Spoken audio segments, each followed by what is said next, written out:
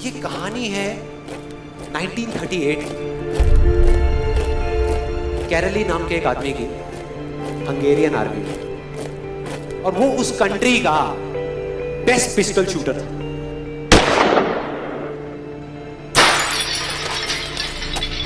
जितनी भी national championships हुई थी उस कंट्री में, उसको वो जीत चुका था। और सबको ऑलमोस्ट कंफर्म था कि 1940s में जो ओलंपिक्स होने वाले हैं उसमें गोल्ड मेडल कैरली को ही मिलेगा। और उसने सालों से ट्रेनिंग करी थी। उसका एक ही सपना था, एक ही फोकस था कि मुझे अपने इस हाथ को दुनिया का बेस्ट शूटिंग हैंड बनाना है, बेस्ट बनाना है, बेस्ट बनाना है। और वो कामयाब हो गया, उसने बना लिया बेस्ट शूटिंग हैंड। सिर्फ 2 साल का फर्क था। 1938 में एक आर्मी का ट्रेनिंग कैंप चल रहा था, क्योंकि वो आर्मी में था, तो एक एक्सीडेंट हो गया।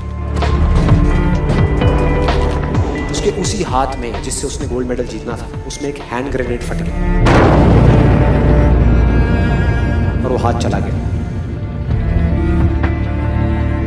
जो उसका सपना था, जो फोकस था, सब खत्म।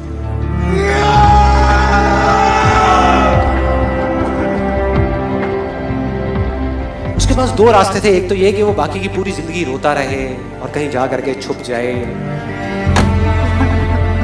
या अपना जो गोल था, जिस पे उसने फोकस किया हुआ था, उसको पकड़ करके रखे। तो उसने फोकस किया उस पे नहीं जो चला गया था, जो उसके पास नहीं था।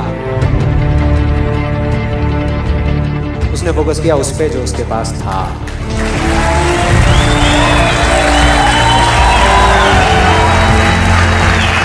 जो उसके पास था, और क्या था उसके पास में? एक लेफ्ट हैंड, एक ऐसा हाथ जिससे वो लिख तक नहीं सकता था।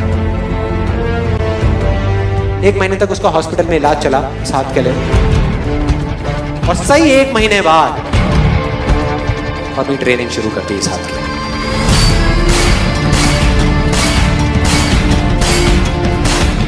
ट्रेनिंग के 1 साल बाद, मतलब कि 1939 में वो वापस आया। नेशनल चैंपियनशिप्स हो रही थी वहीं पे हंगरी में, और बाकी भी बहुत सारे पिस्टल शूटर्स थे वहां पे। उन्होंने जा करके उसको कांग्रेचुलेट किया, कहा कि यार देखो, ये होता है जज्बा, ये होती है स्पोर्ट्समैन स्पिरिट, कि इतना सब कुछ होने के बाद भी तुम यहां पर आए हो हमको देखने के लिए और हमारा हौसला बढ़ाने के लिए। किसी को नहीं पता था कि वो 1 साल से अपनी ट्रेनिंग कर रहा था लेफ्ट हैंड की, और उसने जवाब दिया, मैं यहां पर तुम्हारा हौसला बढ़ाने नहीं आया, तुम्हारे साथ कॉम्पीट करने आया हूं, तुमसे लड़ने आया हूं, तैयार हो जाओ। और कंपटीशन हुआ। बाकी सब वहां पर जितने भी लोग थे वो कॉम्पीट कर रहे थे अपने बेस्ट हैंड से। ये कॉम्पीट कर रहा था अपने ओनली हैंड से, ओनली हैंड से। कौन जीता? The man with the only hand, Kairali जीत गया। लेकिन वो यहां नहीं रुका। उसका गोल क्लियर था कि मुझे इस हाथ को, इस कंट्री का नहीं, इस पूरी दुनिया का बेस्ट शूटिंग हैंड बनाना है। उसने अपना सारा फोकस उठा करके डाला 1940 पे, जब ओलंपिक्स होने वाले थे। लेकिन 1940s के ओलंपिक्स कैंसिल हो गए वर्ल्ड वॉर की वजह से।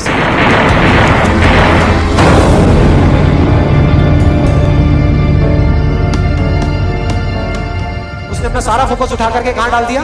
1944 में जो ओलंपिक्स होने वाले थे उसके ऊपर। 1944 में जो ओलंपिक्स होने वाले थे वो भी कैंसिल हो गए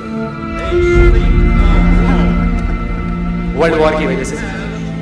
फिर से कैंसिल।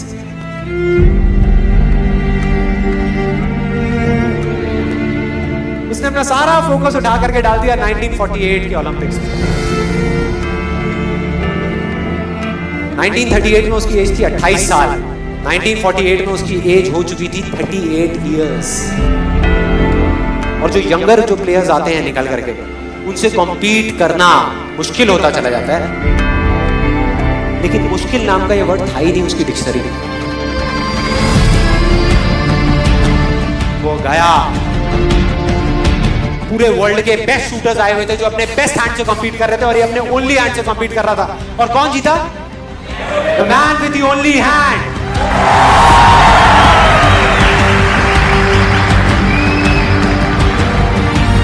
लेकिन वो तब भी नहीं रुका। 1952 ओलंपिक्स, दोबारा कॉम्पीट किया उसने, और इस बार गोल्ड मेडल कौन जीता? गैरल ली। 4 साल बाद दोबारा से, और पूरी की पूरी हिस्ट्री को बदल करके रख दिया ओलंपिक्स। इस पर्टिकुलर कंपटीशन में उससे पहले किसी भी एथलीट ने लगातार 2 गोल्ड मेडल्स नहीं जीते।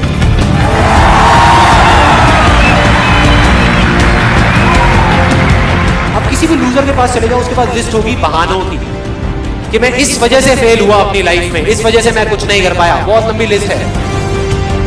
और दूसरी तरफ विनर के पास चले जाओ, उसके पास में 1000 वजह होगी वो ना करने की जो वो करना चाहता है, सिर्फ एक वजह होगी वो करने की जो वो करना चाहता है, और वो कर जाएगा।